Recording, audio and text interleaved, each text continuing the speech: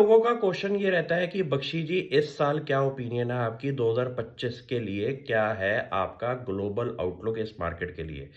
मेरे हिसाब से पूरी मार्केट के अंदर आज की डेट में फंडामेंटल्स को लेके कोई दिक्कत नहीं है, लेकिन ग्लोबल एस्पेक्ट के अंदर एक की कंसर्न है पूरी मार्केट के अंदर, वो है आपका क्रिप्टो।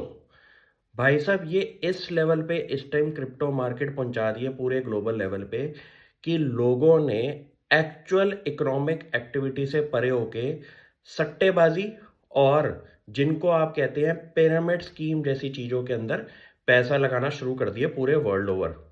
यहां पे प्रॉब्लम क्या होती है कि जब आपको इजी मनी दिखाई देना शुरू कर दे और एक मेजॉरिटी पॉपुलेशन के कुछ कुछ लोग उस चीज के अंदर घुसना शुरू कर दें और आपको इनिशियली पैसा भी दिखाई दे दे, तो लोग अपनी एक्चुअल बिजनेस एक्टिविटीज से ज्यादा इन स्पेकुलेशन वाली चीजों के अंदर घुस जाती है। 2008 के अंदर इंडिया का किसी भी लेवल पे जाके कोई गलती नहीं थी, क्योंकि इंडिया के फंडामेंटल्स हमेशा स्ट्रांग रहे थे। 2025 के अंदर आपके सामने अगर मैं एक चीज खड़ी करूं जहां पे रिस्क एपिटाइट आपकी अगर नहीं है, तो वहां पे सबसे बड़ा क्रिप्टो का जो मुझे डर दिखाई दे रहा है वो है लोगों की पॉपुलेशन के अंदर स्पेकुलेशन वाला माइंडसेट। क्यों? 100-100%, 300-300%, 1000-1000% की जो रिटर्न दिखाई दे रही हैं क्रिप्टो के अंदर, वहां पे अगर आप इनहेरेंट बिजनेस एक्टिविटी देखें तो वो है निल बटा जीरो। क्यों?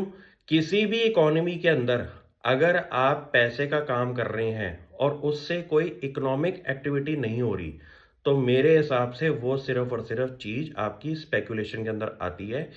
आप मेरे को इसके अंदर ओल्ड स्कूल कहें, पुराने थॉट प्रोसेस वाला आदमी कहें, तो आप कुछ भी समझें, लेकिन मेरे को किसी चीज के अंदर बाइंग और सेलिंग के अंदर अगर कोई इकोनॉमिक एक्टिविटी नहीं दिखाई देती, तो मैं उस बिजनेस को सिर्फ और सिर्फ स्पेकुलेशन के नाम से जानता हूं।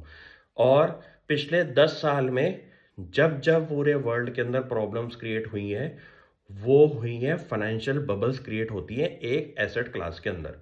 अब इस एसेट क्लास के अंदर 2008 के अंदर क्रिएट हुआ था हमारा हाउसिंग बबल, जहां पे अनरियलिस्टिक लेवल पे हाउसिंग प्राइजेस यूएस इकोनॉमी के अंदर बढ़ गए थे।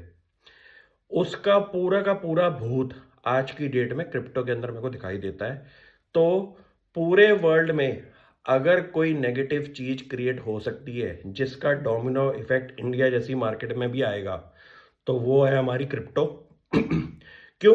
क्योंकि इंडिया की गवर्नमेंट मुझे नहीं लगता कि अगले कुछ साल तक क्रिप्टो को एक्सेप्ट करेगी एज अ फाइनेंशियल एसेट।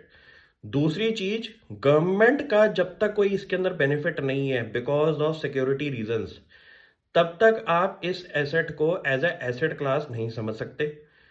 दूसरी चीज, इसका इकोनॉमिक एक्टिविटी के अंदर कोई भी आप आंसर नहीं दे सकते कि इस चीज से एक इकोनॉमिक एक्टिविटी भी क्रिएट हो रही है।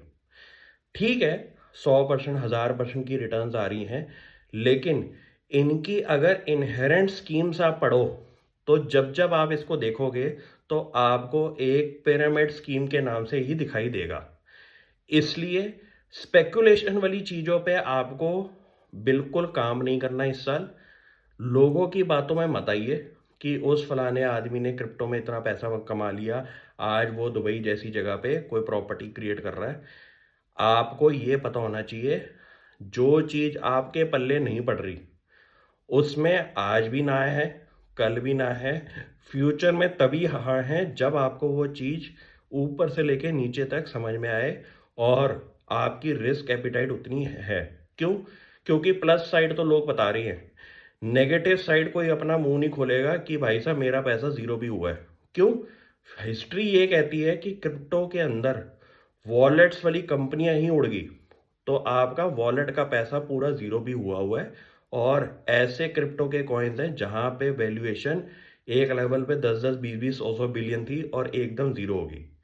ऐसी स्पेक्यूलेशन वाली चीजों के अंदर मैंने कभी हाथ डालना नहीं, क्योंकि जब तक मेरे को वो चीज समझ ही नहीं आएगी, तो मैं अपना 10 रुपया भी क्यों लगाऊं।